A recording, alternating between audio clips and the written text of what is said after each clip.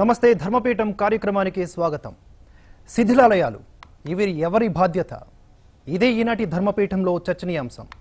మనకి తెలుసు, తిరుపతి క్షేత్రానికి సమీపంలో ఒకళామాత ఆలయం ఉన్న పేరూరు బండ అక్రమ మైనింగ్కి గురై చిక్కి క్షీణించిపోతున్న దశలో ఆ ఆలయం గురించి 4 ఏళ్ల క్రితం పరిపూర్ణానంద స్వామివారి దృష్టికి వచ్చింది. పేరూరు కొండ కరిగిపోవడమే కాక వందలాది సంవత్సరాలుగా ఒకళామాత ఆలయంగా పేరు పొందిన వెలుగొందిన ఆ దేవాలయంలో విగ్రహాలు మాయమవడం పరిపూర్ణానంద స్వామివారికి ఆవేదన, ఆగ్రహం కలిగించాయి. శిథిలాలయాల పునరుద్ధరణకు అంకితమైన పరిపూర్ణానంద స్వామి ఈ ఆలయాన్ని ఎలాగైనా పునరుద్ధరించి తీరాలని సంకల్పం చేశారు. ఆ సమయంలో స్వామివారి భక్తులు హైకోర్టుకు వెళ్లి పేరూరు బండకి అక్రమ మైనింగ్ దారుల హస్తాల నుంచి విముక్తి లభింపచేశారు. స్వామివారి ఆధ్వర్యంలో తిరుపతిలో సాగిన ఉద్యమం ప్రభావానికి తిరుమల తిరుపతి దేవస్థానం కూడా స్పందించింది. ఒకళామాత ఆలయాన్ని తాము పునరుద్ధరిస్తామని తీర్మానం చేసింది.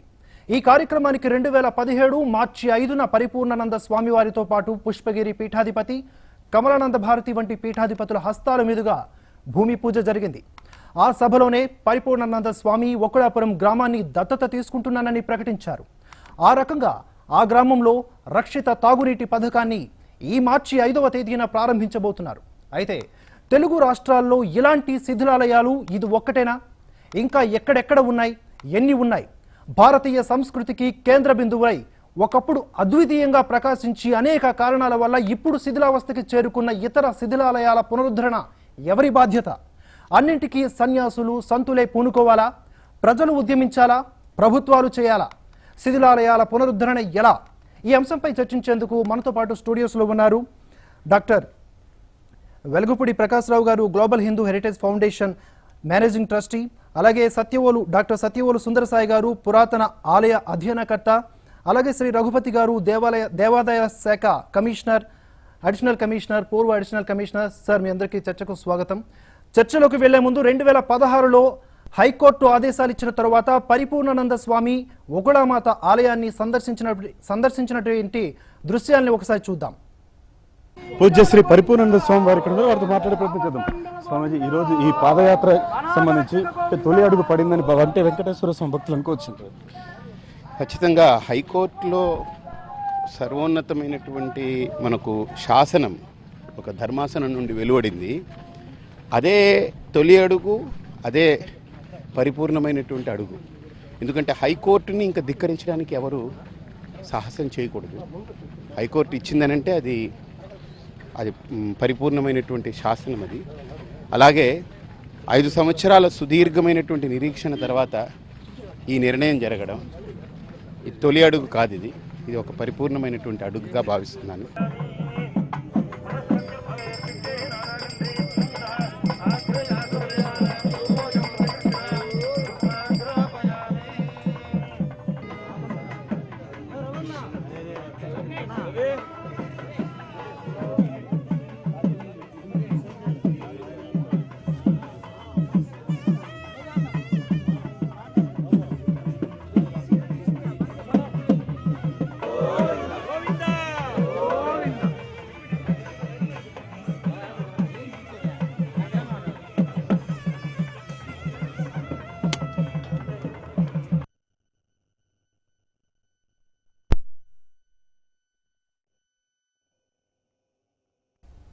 అది స్వామి పరిపూర్ణానంద అప్పుడు వ్యాఖ్యానించిన విషయం. అలాగే ఉభయ తెలుగు రాష్ట్రాల్లో శిథిలమవుతున్న కొన్ని ఆలయ దృశ్యాలు ఇప్పుడు చూద్దాం.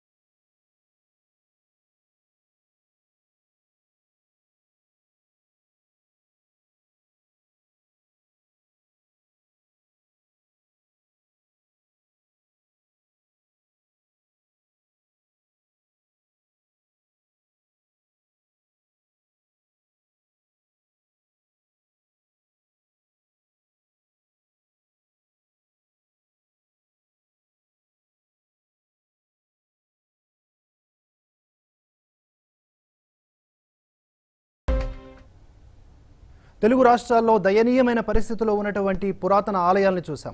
అయితే ఇలాంటి పురాతన ఆలయాలు శిథిలావస్థకు చేరుకోవడం చాలా బాధ కలిగించిన విషయంగా పరిగణించి పరిపూర్ణానంద స్వామివారు అప్పట్లోనే ఎంతో కృషితో ఉకళమాత ఆలయాన్ని అభివృద్ధి చేయడానికి ముందుకు నడిచారు. స్వామీజీతో పాటుగా స్వామీజీ భక్తులు ఎంతో మంది ఆయనతో వెంటుండి నడిచారు. హైకోర్టులో కేసులు వేసి మరి గెలిచి ఈరోజు ఉకళమాత ఆలయం పూర్వ వైభవానికి పునాదులు వేస్తున్నట్లుగా కనిపిస్తోంది. దానికి సంబంధించిన విజువల్స్ చూద్దాం.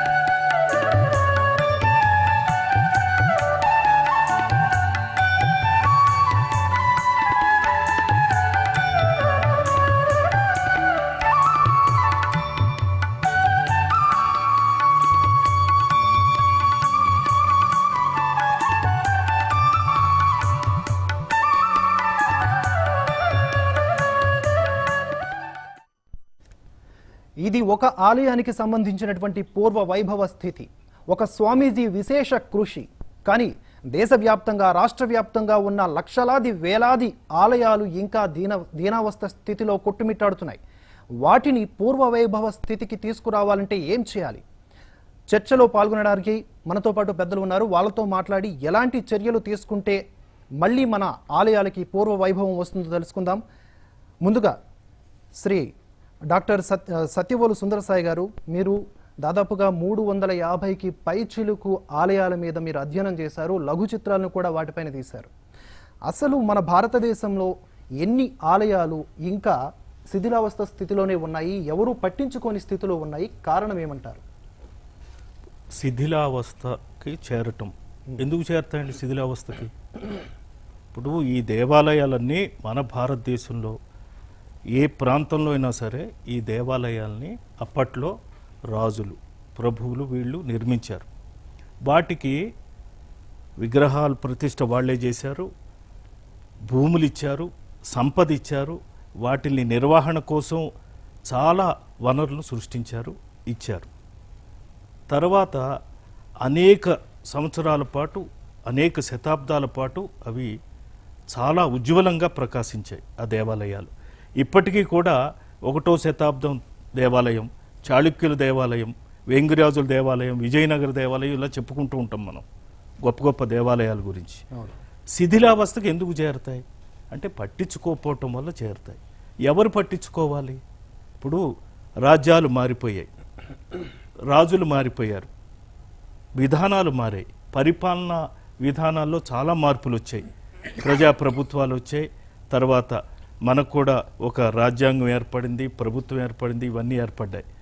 శిథిలం అయిపోతుంది. ఏది శిథిలం అవుతుంది? దేవాలయం కాదు, దేవాలయం శిథిలమైపోతుంది. మన సంస్కృతి ఉంది, అందులో మన సాంప్రదాయం ఉంది, మన యొక్క జీవిత విధానం ఉంది. జీవిత విధానం అంటే అది ఒక ముద్రతో ఉన్నది కాదు, ఒక మానవత్వంతో, ఒక విచక్షణమైనటువంటి విధానాలతోటి రూపొందించుకున్నటువంటి ఒక సామాజిక వ్యవస్థది. ఆ సామాజిక వ్యవస్థని మనం పరిరక్షించుకోవాల్సిన బాధ్యత మన మీద ఉంది. ఎందుకంటే అనాదిగా వస్తున్న సాంప్రదాయం ఇది.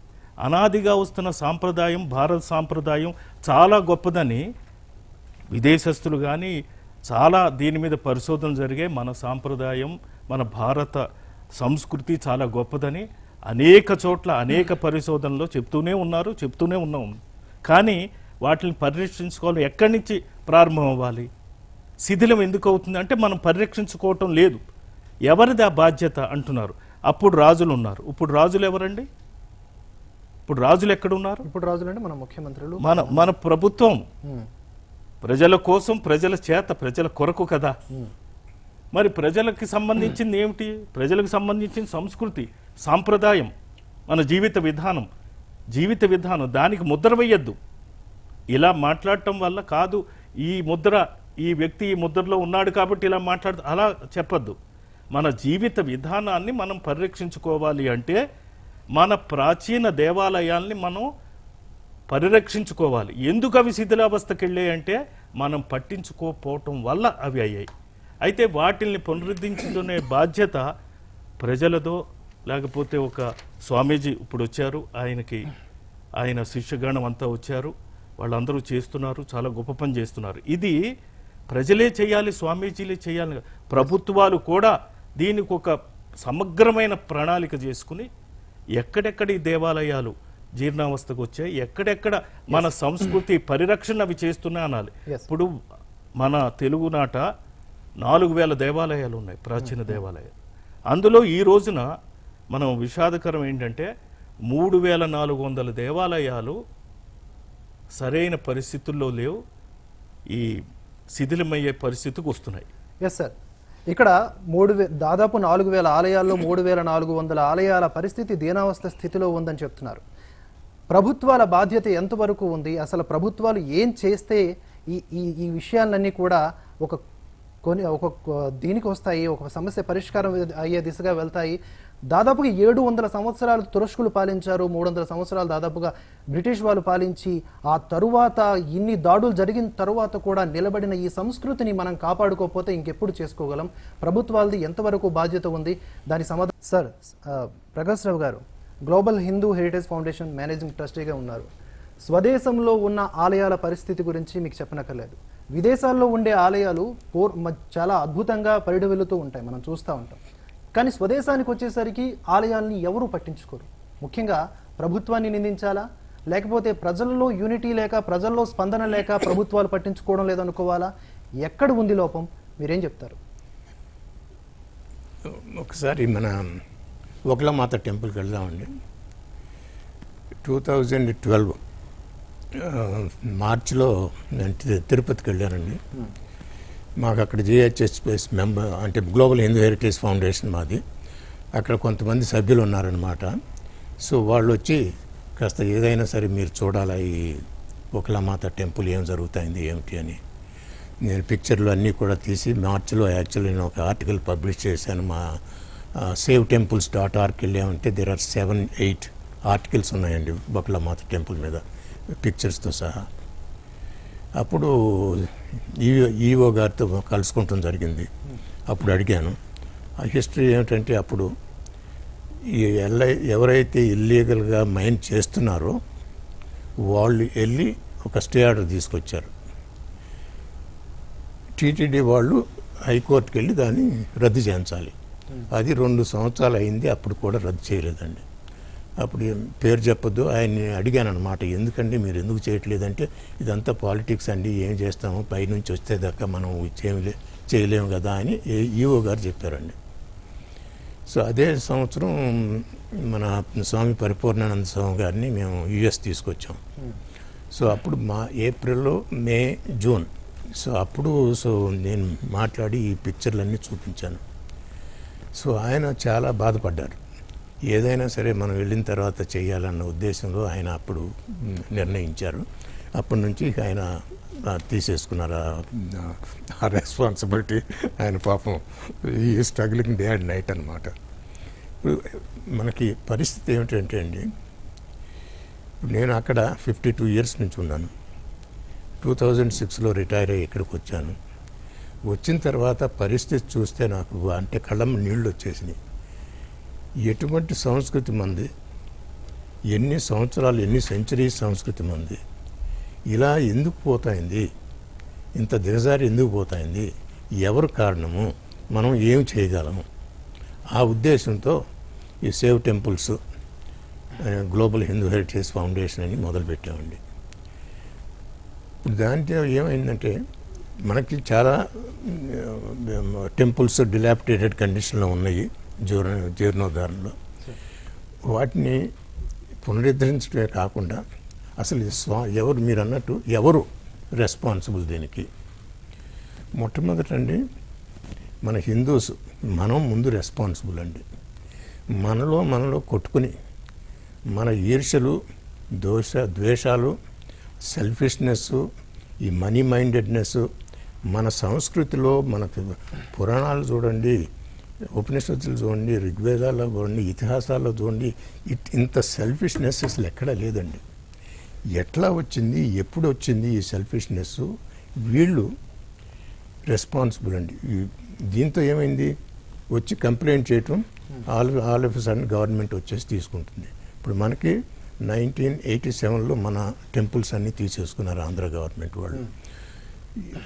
మన భారతదేశంలో 1960లో ఈ లా పాస్ చేశారండి. దాంతో అంటే ఒక స్టేట్కి వాళ్ళు ఇష్టం వచ్చినట్టు చేసుకోవచ్చు బేసికల్లీ. మన రాష్ట్రంలో ఒక టెంపుల్ 50,000 రూపాయలు కానీ ఎక్కువ కానీ వచ్చిందంటే ఆటోమేటికల్లీ దానికి వెళ్ళిపోతుందండి. నా తర్వాత ఎవరిది రెస్పాన్సిబుల్? అక్క హిందూస్ రెస్పాన్సిబుల్. కాకపోతే ఇప్పుడు నేను చేస్తాను అనుకున్నాను, ఒక టెంపుల్ నేను అడాప్ట్ చేసి, మాకు ఒక టెంపుల్ అడాప్ట్ టెంపుల్ అని కూడా మాకు ఒక ప్రోగ్రామ్ ఉంది, అలాగే అడాప్ట్ కవ్ అని కూడా ఉంది. ఒక విషయం అయితే అర్థమవుతుంది, మీలో అన్న ఆర్ద్రత ఏదైతే నాకైతే అర్థమవుతుంది. ఉక్కలమాత ఆలయానికి సంబంధించినటువంటి మీరు చేసిన విశేష కృషిలో, అలాగే స్వామీజీ చేసినటువంటి నిర్విరామ కృషి ఫలితంగా ఈరోజు మళ్ళీ దాని పూర్వవైభవ స్థితి వస్తుందని చెప్పుకోవచ్చు. ఉక్కలమాత ఆలయ నిర్మాణానికి సంబంధించి ఒకసారి ఎగ్జిక్యూటివ్ ఆఫీసర్ సింఘాల్ గారు ఏమన్నారు ఒకసారి చూద్దాం ఇప్పుడు.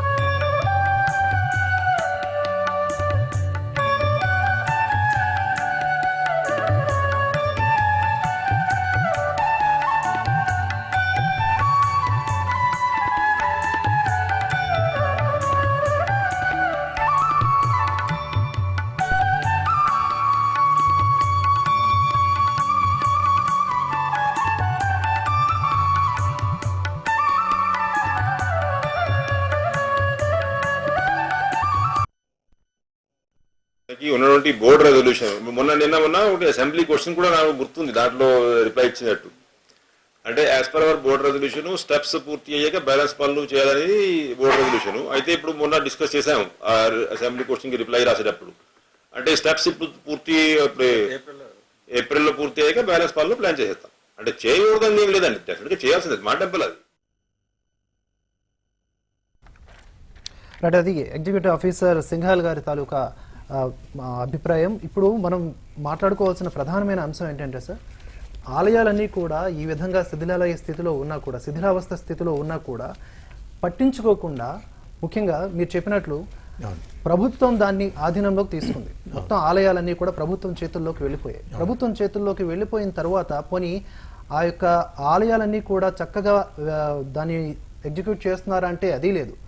ఇంకా చెప్పాలంటే ఒక వాణిజ్య కేంద్రాలుగా మార్చేశారు, ఏదో పెట్టుబడి రాబడి వచ్చే కేంద్రాలుగా మార్చేశారు. స్వామి పరిపూర్ణానంద అన్నట్టుగా, స్వామి పరిపూర్ణానంద వారు చాలా సందర్భాలు అన్నట్టుగా కోవెల అంటారు. కోవెల అంటే పూజకో వెల. ఆయన ఇలాగా ప్రతిదానికో వెల, దాన్నే కోవెల అన్నట్లుగా మార్చేశారనే ఒక స్థితికి వచ్చేసాం. మనం చెప్పుకోవాల్సిన అంశమే ఇది. ఇలాంటి స్థితికి రావడానికి గల కారణం ఏంటంటారు? రఘుపతి గారు మీరు చెప్పండి.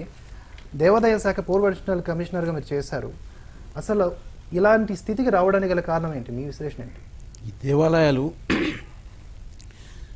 శిథిలావస్థకు చేరడానికి కారణము దాని మీద సరైనటువంటి శ్రద్ధ చూపకపోవడం, రెండవది ఎప్పటి రిపేర్స్ అప్పుడు తీసుకోకపోవడం కారణం. ఈ మధ్యకాలంలో మీకు తెలుసు 2010 సంవత్సరంలోనో 11 సంవత్సరంలో కాళహస్తి దేవాలయం లోపల రాజగోపురం కూలిపోయింది. ఏది ఆ రాజగోపురం కూలిపోయడానికి కారణం ఏంటి? ఎప్పుడప్పుడు రిపేర్స్ అప్పుడు చేయాల, దాంట్లో నీళ్లు పడడము, తర్వాత అది రాళ్ళు అటు ఇటు కదలడము, దాంతో భూకంపం రావడము, అది కూలిపోవడం. దాని కింద 2 కూలీలు 3 కూలీలు చనిపోయారు. అటువంటి పరిస్థితి రావడానికి కారణం ఏంటంటే సరైనటువంటి టైం లోపల సరైనటువంటి రిపేర్ చేయకపోవడం ప్రధాన కారణం. ఇక రెండవది ఏంటంటే ఆ రోజుల్లో టెక్నాలజీ వేరు, ఈ రోజుల్లో టెక్నాలజీ వేరు. ఆ రోజుల్లో రాతి స్తంభాలు, తర్వాత డంగు సున్నము అటువంటి వాటితోటి వాళ్ళు తయారు చేసేవాళ్ళు. ఈ రోజుల్లో సిమెంటు, ఇసుక, ఇటుకలు ఇవి తయారు చేస్తున్నారు. వాటికి వీటికి సరైనటువంటి పోలికలు లేకుండా పోయింది. ఈ మధ్య రిపేర్ చేయాలంటే వీరు సిమెంట్ తోటి కాంక్రీట్ తోటి చేస్తున్నారు, కానీ దాని సరైన టెక్నాలజీకి సంబంధించినటువంటి చేయటం లేదు. దాంతో అది అస్తవ్యస్తంగా జరిపోయింది. రిపేర్స్ కూడా అస్తవ్యస్తంగా రిపేర్ జరిపోయిన తర్వాత మూల ఉంటుంది కదా, బేస్మెంట్ కలవడము, ఇది కూలిపోవడం జరుగుతుంది. దాని అటువంటి ఇంజనీరింగ్ టెక్నాలజీ లోపల కొద్ది వైఫల్యం అనేది స్పష్టంగా కనపడుతుంది. ఇక రెండవది ఏంటంటే, ఈ రిపేర్ చేయడానికి కూడా కాంట్రాక్ట్స్ పెడతారు వీళ్ళు. డైరెక్ట్గా డిపార్ట్మెంట్ కానీ డైరెక్ట్ గవర్నమెంట్ కానీ చేయదు. ఆ కాంట్రాక్ట్ ఎప్పుడు లాభాపేక్ష ఉంటుంది. అతను వస్తాడు, అయ్యే దేవస్థానం కదంటే నేను 5% తక్కువ చేస్తానంటాడు. సరే 5% తక్కువ చేస్తుంది అని చెప్పి వాడికి ఇవ్వడం అంటే, వాడికి టెక్నాలజీ దాని అనుభవం మామూలుగా ఉంటుంది తప్పించి, కానీ దాన్ని స్టడీ చేసేసి ఏ విధంగా రిపేర్ చేయాలని చెప్పేసి ఆ అధికారం ఉండదు, వాడికి అవగాహన కూడా ఉండదు. మేస్త్రీలు, లేబర్స్ వాళ్ళంతా లోకల్ వాళ్ళు ఉంటారు. వాళ్ళకి ఎటువంటిది పరిజ్ఞానం కూడా ఉండదు, వాళ్ళకి టెక్నికల్ ట్రైనింగ్ కూడా ఉండదు. అటువంటి వాళ్ళతో పని ఇచ్చేస్తే దాని పరిస్థితి మనకి ఏ విధంగా ఉంటుందో ఆ గోపురమే అధికారుల వైఫల్యం కనిపిస్తుంది. ముఖ్యంగా ఎండోస్మెంట్ శాఖ అనేది ఆలయాల పట్ల ఎలా వ్యవహరిస్తుంది? దేవాదాయ శాఖ ఏదైతే ఉందో ఆలయాల పట్ల ఎటువంటి రీతిలో వ్యవహరిస్తుంది? ఆలయాలని ఇప్పుడు క్రిస్టియన్స్ తీసుకుంటే చర్చిలన్నీ వారికే హక్కు, ముస్లిమ్స్ చేసుకుంటే మొత్తం వాళ్ళ మసీదులన్నీ వాళ్ళ ఆధీనంలోనే ఉంటాయి. కానీ ఒక హిందువులకు మాత్రమే ఆలయాలపైన హక్కు లేదు. హిందువుల హక్కు ఆలయం, కానీ ఎందుకు లేదు? దేవాదాయ శాఖ పనితీరు ఎలా ఉందంటారు? నిజానికి ఏ దేవాలయం శిథిలం కాదండి, శిథిలం అయ్యే పరిస్థితులు ఉండవు. ఎందుకు ఉండవంటే, దేవాలయాలు కట్టించిన ఏ శతాబ్దంలోనైనా ఆ రాజులు కానీ వాళ్ళు కానీ దానికి అన్నీ సమకూర్చారు. భూములు ఇచ్చారు, ఆస్తులు ఇచ్చారు, వనరులు ఇచ్చారు, అన్నీ ఇచ్చారు. అవన్నీ ఉన్నాయి. ఏ దేవాలయానికైనా మీరు నవజనార్దనాలను ఉన్నాయి, ఆ నవజనార్దనాలకు అన్నిటికీ భూములు ఉన్నాయి. అలాగే అంతర్వేది దేవాలయం ఉంది, కొన్ని వందల ఎకరాలు ఉన్నాయి. అలాగే ఒక్కో దేవాలయానికి ద్రాక్షారామ టెంపుల్ కానీ ఇంకోటి కానీ ఏ టెంపుల్ తీసుకున్నా ఇప్పుడు ఆంధ్రప్రదేశ్లో, సంయుక్త ఆంధ్రప్రదేశ్లో, తెలంగాణలో కానీ ఎక్కడైనా సరే ఏ దేవాలయం తీసుకున్నా వందల ఎకరాలు ఉన్నాయి, వనరులు ఉన్నాయి. అది ఎప్పుడైతే ప్రభుత్వం ఏర్పడి ఒక శాఖ ఏర్పడి చేసినప్పుడు ఆ దేవాలయానికి ఎన్ని ఆస్తులు ఉన్నాయి, అవి ఏమయ్యాయి? ఎవరండి పట్టించుకునేది? ఆ ఆస్తుల్ని మీరు కాపాడితే వాటి మీద వచ్చేటువంటి ఆదాయమే వాటికి పోషణ లేకే కదా శిథిలావస్థకు వచ్చాయి. పోషణని మీరు ఏం చేశారు? అన్యాక్రాంతం చేశారు, పోషణ లేకుండా చేశారు. దానికి జవాబుదారీ మీరు తీసుకోలేదు, దాన్ని పరిరక్షణ చేయలేదు. మీరు ఈరోజు కూడా అన్యాక్రాంతం అవుతున్న పరిస్థితి తెలుసుండి ఇది ఎవరికి తెలియదండి? ఇది అది కళ్ళకు కట్టినట్టు ప్రతి వాళ్ళకి తెలిసినటువంటి నగ్న సత్యం ఇది. అయితే ఎవరు పట్టించుకోరు, ఎందుకంటే స్వార్థం, నరంలో స్వార్థం పేరుకుపోవటం వల్ల దేవాలయాల భూములన్నీ ఆక్యుపై చేసేసిన, ఆస్తులన్నీ కూడా దిగమింగిన ఎవరూ మాట్లాడరు. దేవాదాయ శాఖ ఉంది, ఎంతవరకు ఉందండి? అధికారుల పదగట్టనే ఉంటుంది. అక్కడ ఉద్యోగులు ఏం చేస్తారు? భక్తుల్ని ఏసడిస్తూనే ఉంటారు, భక్తుల్ని దోసేస్తూ ఉంటారు. పక్కన డబ్బు ఇచ్చేది ఎవరు? భక్తులు.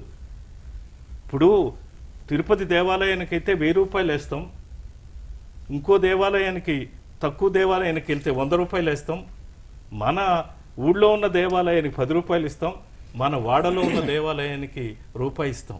ఎక్కడో ఒకటి ఎంతో కొంత ఇచ్చేది ఎవరు? భక్తులు. ఈ మొత్తం ఏదైతే డబ్బు ఉందో, ఏదైతే వస్తుందో, ఇన్ని కోట్ల, వేల కోట్ల, లక్షల కోట్లు అన్నీ కూడా భక్తుల నుంచి, మెయిన్గా హిందూ భక్తుల నుంచి వచ్చేటువంటి ఆస్తులు. ఇవన్నీ తరతరాలుగా ఉన్న ఆస్తుల్ని పరిరక్షించరు. ఇప్పుడు వచ్చేటువంటి డబ్బును పరిరక్షించరు. ఏం చేస్తున్నారంటే వాళ్ళ అధికార నిర్వహణ కోసమే ఆలయాల్ని చూస్తున్నారు. కానీ ఒక ధర్మం, ఒక ధర్మ పరిరక్షణ, ఒక సంస్కృతి పరిరక్షణ, ఒక సాంప్రదాయ పరిరక్షణ అనే పదాలే వాళ్ళు పట్టించుకోవటం లేదు. దేవాదాయ శాఖల పూర్తి వైఫల్యం కనిపిస్తుందని చెప్పుకోవచ్చా? ఖచ్చితంగా వైఫల్యం అది. రైట్. ఇదే అంశానికి సంబంధించి మనతో పాటు మాట్లాడడానికి కడప నుంచి శ్రీనివాస్ గారు అందుబాటులో ఉన్నారు. శ్రీనివాస్ గారు చెప్పండి. నమస్కారం సార్. నమస్కారం అండి, చెప్పండి.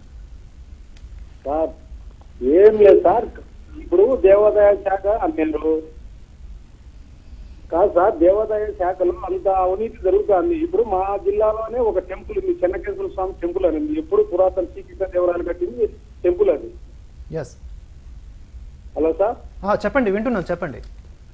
దేవాదాయ అది శ్రీకృష్ణ దేవరాయలు కట్టిన టెంపుల్ సార్ అది. ఆ దేవాలయానికి 9 కోట్ల ప్రాపర్టీ ఉంది. 9 కోట్ల ప్రాపర్టీ. కనీసం ఒక్క ఆఫీసర్ అన్నా వచ్చి దానికి ఏమన్నా చూసినారా? గుడి అయితే పడిపోయి సదరం అయింది ఎస్ సార్. ఎస్ ఎస్ చెప్పండి. కనీసం ఎండోమెంట్ ఉంది. ఎండోమెంట్ ఉన్నప్పుడు ఎండోమెంట్ ఆఫీసర్లు ఏం చేస్తున్నారు? అవినీతి పడుతున్నారు. డబ్బులు తీసుకొని దాన్ని బాగా తినడము బాగా చేస్తున్నారు. కానీ ఎండోమెంట్ అంతా గలీజ్ అయిపోయింది సార్, అంతే.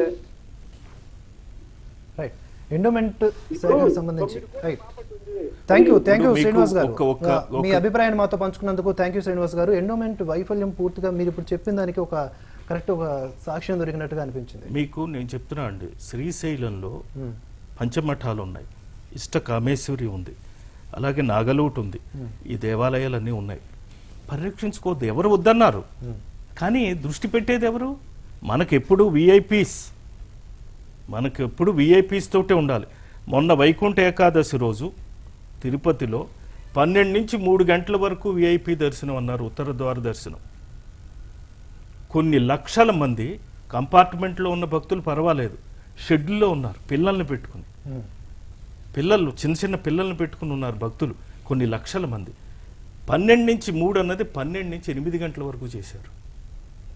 ఈ 5-6 గంటల్లో 1,00,000 మంది భక్తులు దర్శించుకోవచ్చు. అందులో ఉత్తర ద్వార దర్శనం సెకండ్లో పంపించేస్తూ ఉంటారు. కానీ ఎవరి నిర్ణయం? విఐపీస్. మనము ఎప్పుడూ కూడా ఉన్నతాధికారులు, రాజకీయ నాయకులు, మనం వీళ్ళతోటే ఉన్నాం, ప్రముఖులు వీళ్ళు, ఇవే మనకి. సామాన్య భక్తుల్ని పట్టించుకోరు, కానీ ఆదాయం ఇచ్చేది సామాన్య భక్తులే. రైట్, ప్రకాష్ రావు గారు, ఇదే అంశానికి సంబంధించి ఇప్పుడు హిందూ, ముస్లిం, క్రిస్టియన్ ఈ 3 మతాలను తీసుకుందాం. ఒక క్రిస్టియానిటీకి సంబంధించినటువంటి ఒక చర్చి గోడని పగలగొడితే అది పెద్ద రచ్చ అవుతుంది. ఎందుకు అంటే వాళ్ళంతా వచ్చి మీద పడతారనే భయంతో. ఒక ముస్లింలకు సంబంధించి ఒక చిన్న ప్రాపర్టీ ఏదైనా సరే, అది మసీదు కానక్కర్లా, చిన్న ప్రాపర్టీ ఏదైనా సరే దాని ఇష్యూ అనేది మీరు నేషనల్ రేంజ్లో ఉంటుంది. కానీ ఒక హిందువులకు సంబంధించినటువంటి వారసత్వ సంపద అనుకోవచ్చు, మన సంస్కృతికి నెలవు కొలవు అనుకోవచ్చు, అలాంటి ఆలయాన్ని కూడా జీర్ణోద్ధరణ చేయక వదిలేసి దానికి సంబంధించినటువంటి ఆస్తుపాస్తులన్నీ ఉంటాయి, లెక్కలు ఉంటాయి, అంటే బాగా దానికి అన్ని బలాలు ఉన్నప్పటికీ కూడా దాన్ని పట్టించుకోకుండా దాన్ని అలా వదిలేయటం కనుక ఎండోమెంట్ వైఫల్యం అనేది కనిపిస్తోంది స్పష్టంగా. ఎలాంటి చర్యలు చేపడితే ఇవన్నీ కూడా మనకి ఇలాంటి వాటి నుంచి మనం బయటపడతాం చెప్పండి. ఇప్పుడు మా global Hindu heritage foundation mission ఇదేనండి.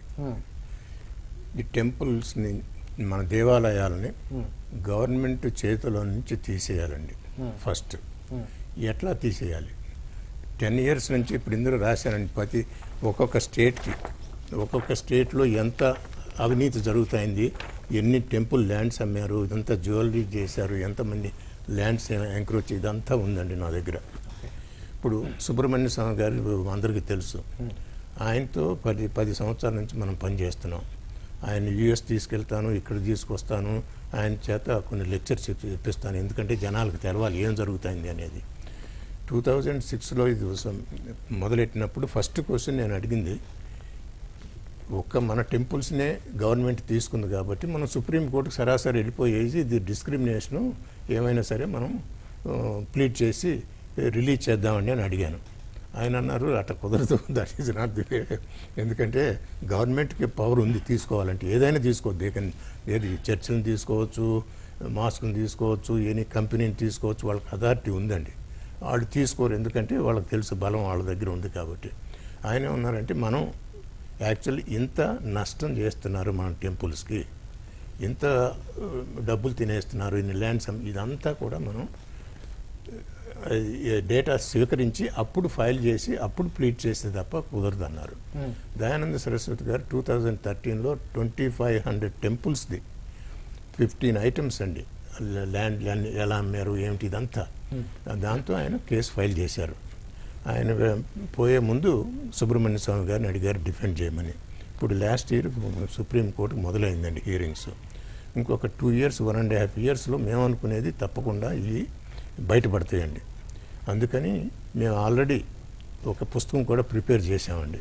ఇది ఒకవేళ ఈ టెంపుల్స్ని కనుక రిలీజ్ చేసేస్తే మనం ఎలా మేనేజ్ చేయాలి అనేది కూడా మేము ఒక డ్రాఫ్ట్. ఇది ఒక సంస్థాగతంగా పోరాటం, ఒక వ్యవస్థాగతంగా పోరాటం జరగాలి, ప్రజల నుంచి కూడా పోరాటం రావాలి. రైట్, ఇది అంశానికి సంబంధించి భగవంత్ రెడ్డి నల్గొండ నుంచి అందుబాటులో ఉన్నారు మనతో పాటు మాట్లాడడానికి. భగవంత్ రెడ్డి గారు నమస్తే అండి, చెప్పండి. నమస్కారం సార్, అక్కడ ఉన్న పెద్దలందరికీ నమస్కారం సార్. నమస్కారం అండి, చెప్పండి. హిందువులలో ఐక్యత లేదు సార్. సార్ వింటున్నాను, చెప్పండి. ఐక్యత లేదు. Yes yes, hello sir. అవునండి, చెప్పండి, మీ అభిప్రాయం చెప్పండి.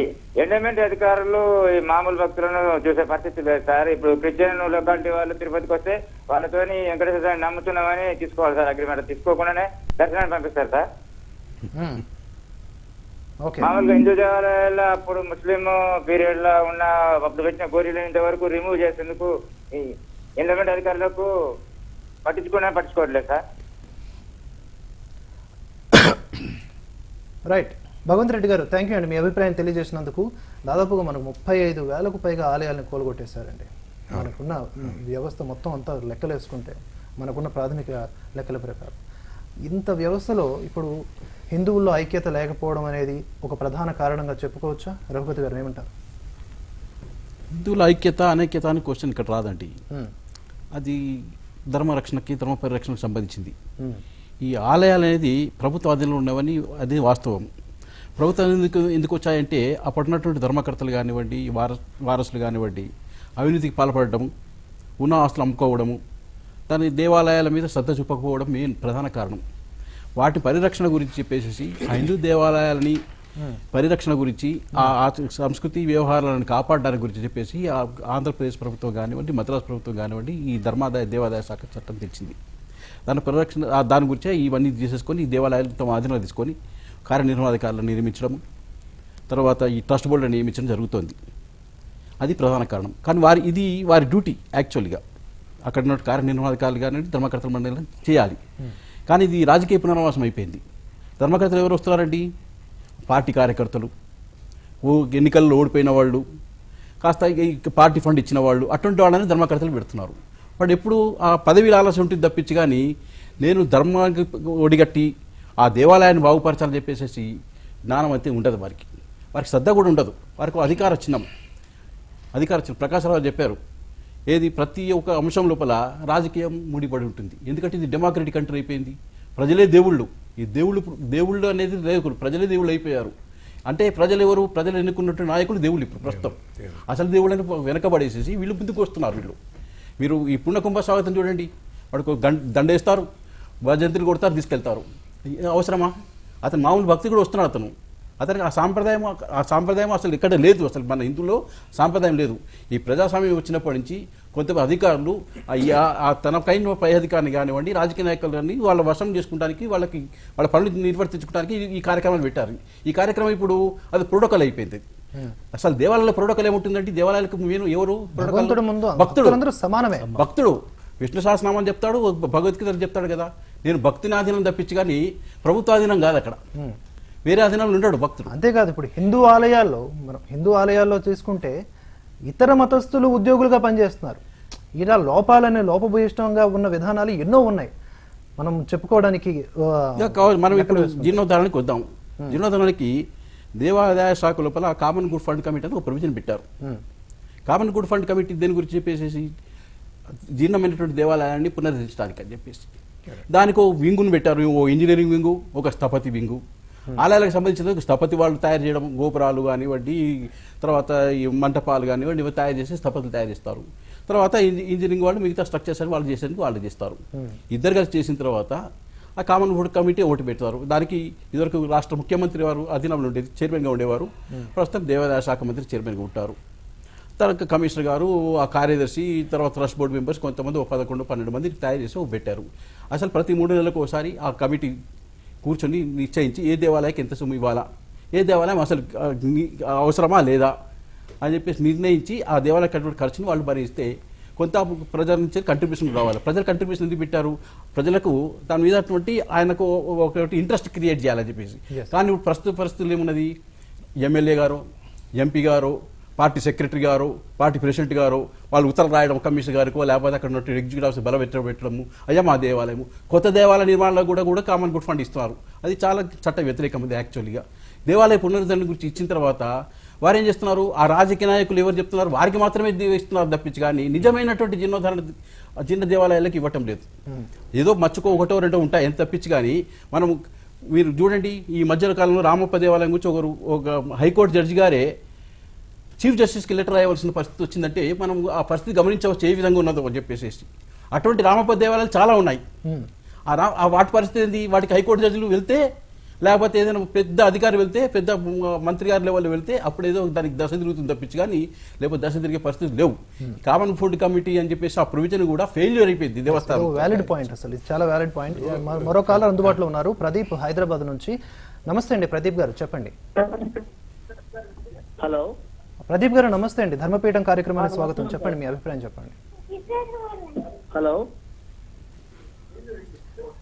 మీ టీవీ ముందు మ్యూట్ లో పెట్టుకుని మాట్లాడాలండి. ప్రదీప్ గారు చెప్పండి. సార్ చెప్పండి ప్రదీప్ గారు. నమస్తే అందరు. ముందు మీ టీవీ వాల్యూమ్ ని మ్యూట్ లో పెట్టుకోకపోతే లైవ్ మనకి డిస్కనెక్ట్ అవుతుంది. నమస్కారం అయ్యా. రైట్, చెప్పండి. నా పేరు ప్రదీప్ అయ్యా, నేను హైదరాబాద్ నుంచి మాట్లాడుతున్నాను. ఇప్పుడు ఇంతగా గురుగారు ఫస్ట్ కూర్చున్న వారు శ్రీశైలం గురించి కొన్ని విషయాలు మాట్లాడినారు. చెప్పండి గురుగారు. అదే ఇందాక శ్రీశైలం గురించి ఏమన్నా పెద్దలు ఇందాక మాట్లాడారయ్యా. మనకు 3వ ద్వారం నుంచి కడప సిద్ధమఠం ఉందయ్యా. హలో, చెప్పండి, వింటున్నాను, చెప్పండి. అదే సార్, అదే శ్రీశైలం దేవస్థానంలో ఒక ఆడియో డిస్టర్బెన్స్ గా ఉంది, లైవ్ కట్ అయినట్టుంది. మనతో పాటు చర్చలో ఉన్న పాల్గొనడానికి శ్రీ గంగు భానుమూర్తి గారు, తెలంగాణ అర్చక సంఘం అధ్యక్షులు ఉన్నారు మనతో పాటు. సార్ నమస్తే సార్. జీర్ణోద్ధరణ ఆలయాల స్థితి ఎలా ఉంది అని, జీర్ణోద్ధరణ చేయాల్సిన ఆలయాలకి ఈరోజు ఎలాంటి పరిస్థితి ఉంది, పట్టించుకునే నాదుడే లేడు అన్నట్లుగా ఉంది.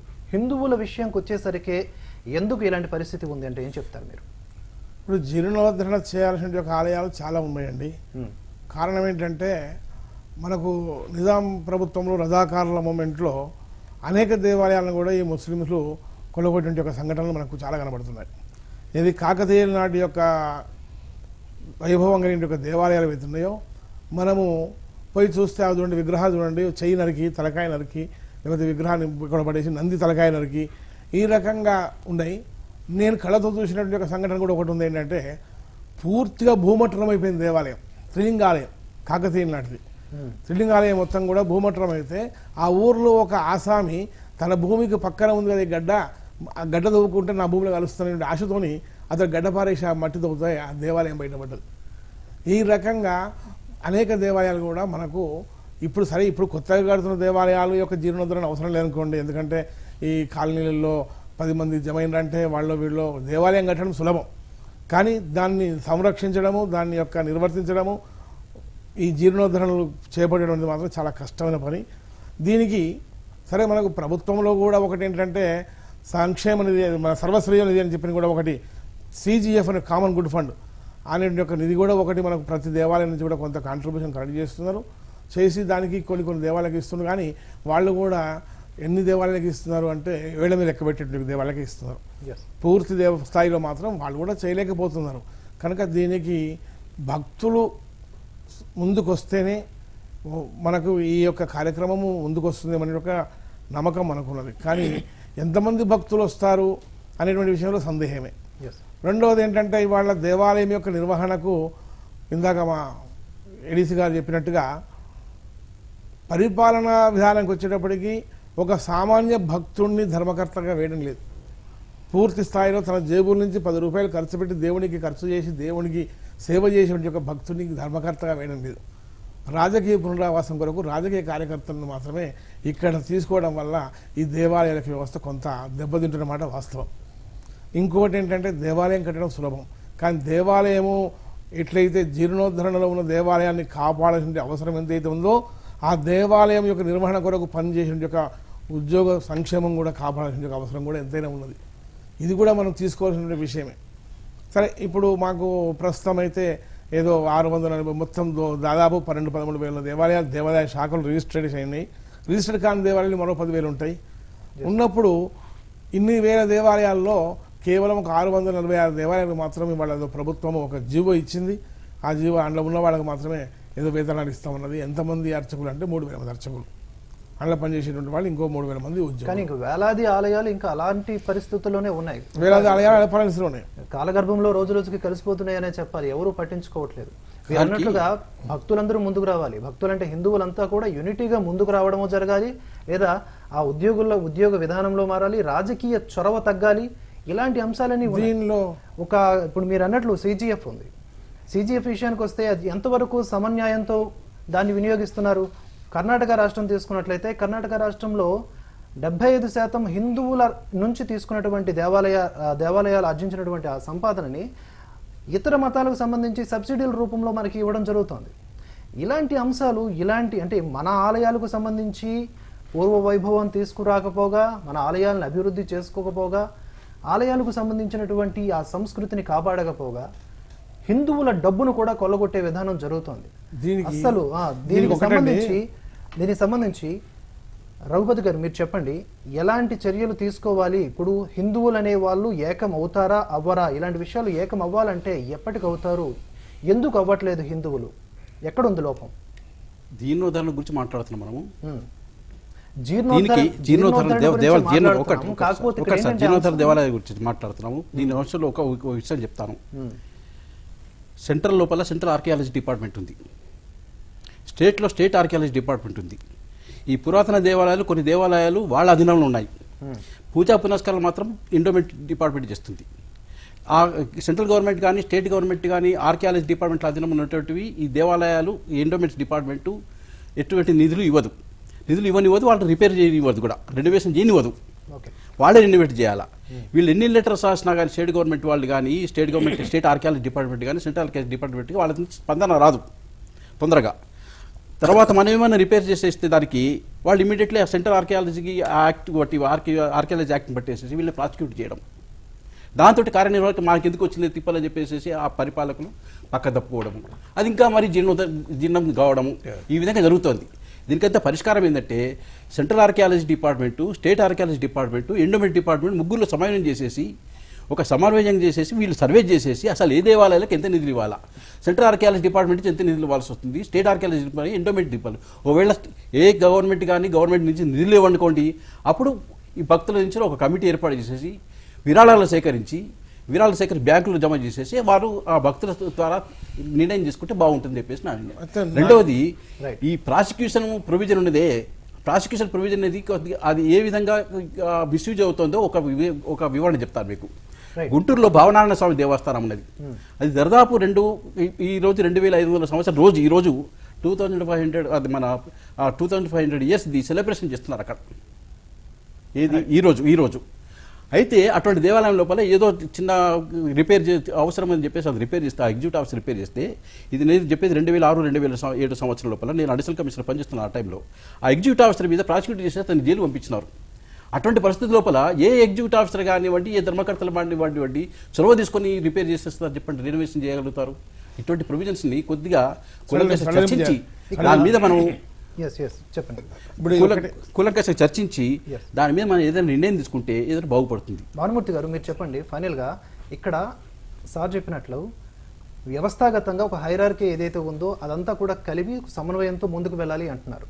నేనంటున్నాను ఏంటంటే ముందుగా హిందువులందరిలో కూడా ఏకత్వం రావాలి. ఏకత్వంతో ఏదైతే సంఘటిత శక్తి అయితే ఉంటుందో దాని ద్వారా ఏదైనా ముందుకు వస్తే కనుక ఎలాంటి సమస్య అయినా సాల్వ్ అవుతుంది అనేది ఒక అంశం. మీరేం చెప్తారు ఫైనల్గా? ఇలాంటి ఇప్పుడున్న పొజిషన్ ఏదైతే హిందువులకు ఉందో దుస్థితి, దేవాలయం మన హక్కు, దేవుడే మనకు దిక్కు అనుకునే ఈ పొజిషన్లో ఎలాంటి నిర్ణయాలు తీసుకోవాల్సిన అవసరం ఉందంటారు? ఇప్పుడు ఒకటండి, మన హైందవ ధర్మానికి పట్టుకొమ్మలుగా ఉన్నాయి మన దేవాలయాలు. ఉన్నప్పుడు మన హైందవ ధర్మాన్ని కాపాడుకోవాలి, మనం హిందువులమంతా కూడా మనం ఏకతాటి మీద రావాలనే యొక్క ఉద్దేశము ప్రతి ఒక్కరి మనసులో రావాలి. ఫస్ట్ పాయింట్ ప్రజల్లో. రెండవది ఏంటంటే ఇవాళ ఇతర మతస్థుల్లో ఉన్న యొక్క ఇది సంఘీభావము, ఐక్యత ఏదైతే ఉందో అది మన హిందువులు రావాలి. అది రావాలి అంటే ఒకటి గుర్తుపెట్టుకోండి, మన దగ్గర ఒక చిన్న ప్రాబ్లం ఉంది. ఇప్పుడు ఇందాక చెప్పారు, స్టేట్ ఆర్కరేజ్ ఉంది, సెంట్రల్ ఆర్కరేజ్ ఉంది, తర్వాత ధర్మకర్తలు ఉన్నారు, లేకపోతే గవర్నమెంట్ ఉంది. వీళ్ళందరూ సమన్వయం చేసుకొని ముందుకు పోతే కొంతవరకు మనము దీనికి అడుగులేస్తాం మనం. అయితే స్టేట్ ఆర్కియాలజీ కానీ సెంట్రల్ ఆర్కియాలజీ కానీ ఏదైనా ఒక శిథిలావస్థలో దేవాలయాన్ని బాగు చేస్తామంటే అనుమతి ఇవ్వడం వరకే ఉపయోగపడుతుంది, కానీ దానికి నిధులు ఇవ్వడానికి మాత్రం ముందుకు రాదు. ప్రకాష్ రావు గారు, మీరు చెప్పండి, అసలు ఈ విషయానికి సంబంధించి ఫైనల్గా మీ కామెంట్ ఏంటి? హిందువుల్లో ఐక్యత రావాలి అని అంటున్నారు. హిందువుల్లో ఐక్యత రావాలి అంటే ఎలాంటి చర్యలు తీసుకోవాలి? ఫస్ట్ అండి, ఇప్పుడు ఆర్కియాలజీ డిపార్ట్మెంట్ అన్నారు కదా, వీళ్ళు అండి ఒక టైం ఫ్రేమ్, ఒక టైం లిమిట్ ఉండాలండి. ఇప్పుడు నేను గవర్నమెంట్ వాళ్ళు కానీ ఎవరైనా సరే ఆర్కియాలజీ వాళ్ళకి ఏదైనా ఉత్తరం రాస్తే, ఈవెన్ గవర్నమెంట్ వాళ్ళు కూడా 1 month అనో 2 months అనో 3 months అనో నోటీస్ ఒక టైం లేకపోతే ఈ దేవాలయాలన్నీ మరీ నాశనం అయిపోతాయి. మీరేం చెప్తారు? ఇప్పుడు భవిష్య పురాణం ప్రకారం జీర్ణమైన దేవాలయాన్ని కనుక పునరుద్ధరించినట్లయితే మీకు ఫలితం రెట్టింపు ఉంటుందని భవిష్య పురాణం ఉంది. కొత్త దేవాలయాలు కట్టడం కాదు, పాత దేవాలయాల్ని ఆ శిథిలావస్థలోకి వచ్చేదాన్ని మనం పునరుద్ధరిస్తే చాలా పుణ్యం వస్తుంది అనేటువంటిది వ్యాప్తి చెందాలి.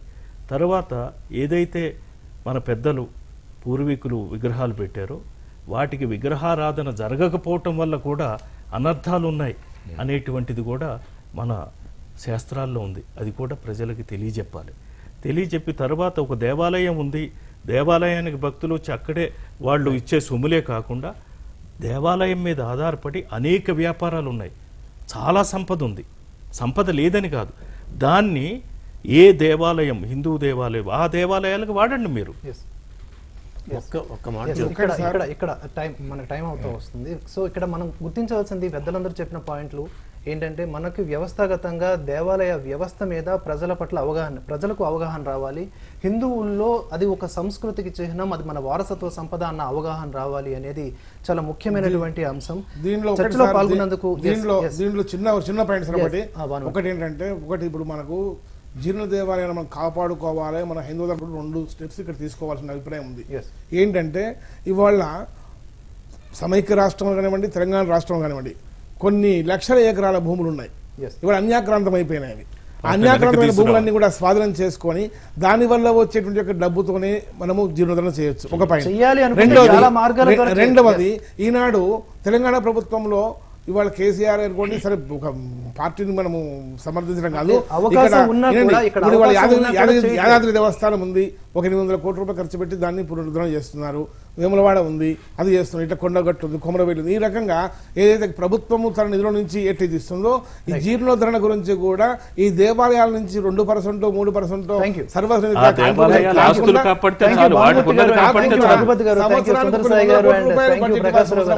అందరికీ చర్చకు పాల్గొన్నందుకు చాలా చాలా ధన్యవాదాలు. ఇప్పుడు ఇక్కడ ఏంటంటే, మనం రాజకీయ నాయకుల్ని నమ్మితే రాజకీయ నాయకులు ఓటు బ్యాంకులో పూర్తిగా నిమగ్నం అయిపోయి ఉన్నారు కాబట్టి రాజకీయ నాయకుల ద్వారా అవుతుందా అంటే అవుతుందా అవ్వదా అనేది మనం ఈజీగా చెప్పవచ్చు. ఎండోమెంట్ని నమ్ముదామంటే ఎండోమెంట్ వాళ్ళకి చాలా వరకు అందులో ఉన్న వాళ్ళు నాస్తికులు అని కూడా చెప్పుకోవచ్చు. నాస్తికులకి ఇంకా ధర్మం పట్ల ఎలాంటి నిబద్ధత ఉంటుందో చెప్పుకోవచ్చు. వాళ్ళకు కూడా చాలా లొసుగులు ఉంటాయి. అలాగే ఆర్థికపరమైన విధానాల్లో దేవాలయాలకు సంబంధించి చాలా లొసుగులు ఉంటాయి. మరి ఏం చేయాలి?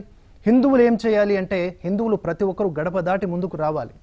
గడప లోపలే కులం, గడప దాటితే మన హిందువులం అనం అనే స్వామి పరిపూర్ణానంద ఏదైతే మనకు పిలుపునిచ్చారో ఆ పిలుపుకు లోబడి హిందువులకు దేవాలయాలు మన హక్కు, దేవుడే మనకు దిక్కు అనే మనం ఒక వెపన్ని తీసుకుని ముందుకు వస్తే కానీ రాజకీయ నాయకులు కానీ లేకపోతే ఎండోమెంట్ వాళ్ళు కానీ ఎవరైనా సరే మన ముందు సాగిలపడతారు.